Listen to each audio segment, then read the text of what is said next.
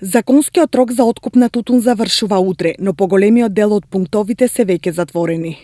Ако некои производители дополнително пријават количини за откуп, откупното предпријатие согласно законот е должно да одреди ден кога ќе го отвори пунктот за да ги преземе количините.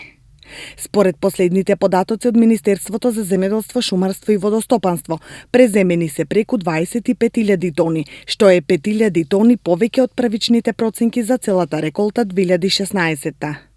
Постигната е просечна цена од 196 денари за килограм или 14 денари повеќе од ланската која изнесуваше 182 денари. Во меѓувреме тече и рокот до кога тутунарите може да го пријават новото производство на тутун.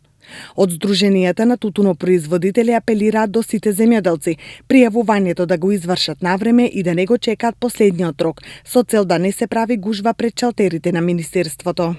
За ова сезона 2017-2018 за ова новото производство можам да ги известам тутунарите дека веќе можат да одат од Министерството за подрачното Министерство за земјоделие да се извадат пријави во кои што пријави ќе ги потполнат сите своји декаражи кои лагат да ги засадат со повеќе фирми, ќе ги наведат сите тие декаражи што ги имат, можат со 3 до 4 фирми 4 па и 5 фирми да склучуваат договор. Можам да кажам дека во нашиот регион работат 4, сега се 3, ќе работат 4 фирми, Сокотап Битола, Алијанса од Кавадарци, Далија Делчево, исто така сега како нова ќе се појави Секе, нова фирма која што ќе има ова година. Немавме пункт на нашиот регион, но до година лагаме да имаме 2 до 3 пункта во нашиот регион. При тоа секој земјоделец мора да има евидентен лист кој ќе се користи за склучување на договор со монополите за откуп на тутун. На само еден евидентен лист, тутунарите можат да пријават повеќе фирми со кои сакаат да се склучуваат договори, вели Маријан Трајков од Сдруженијето на тутунопроизводители Басмак.